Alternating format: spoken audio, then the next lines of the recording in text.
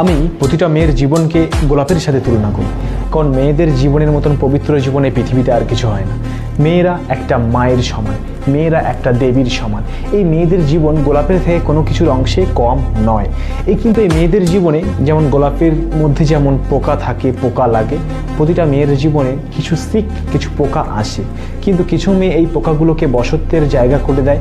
সেই পোকাগুলো মেয়েদের জীবনকে কুড়ে কুড়ে খেতে থাকে গোলাপের পাপড়ির মতন। কিন্তু পুরুষের জীবনটা কি যেন একটা কয়লার মতন, যে কয়লা মধ্যে লুকিয়ে থাকে হাজারো মুক্তো, হাজারো মানিক, হাজারো সোনা, হাজারো হিরে। কিন্তু একটা গোলাপ যদি রাস্তায় পড়ে থাকে সেটাকে তুলতে সবাই ভয় পায়, কিন্তু এক টুকরো কয়লা যদি রাস্তায় পড়ে থাকে সেটাকে নেবার জন্য লোক পাগলের মতন ছুটতে থাকে। কিন্তু এই পুরুষের কয়লা পড়া জীবন যতটাই দাউ দাউ করে জ্বলে, তার থেকে উৎপন্ন হয় হাজারো তাপ।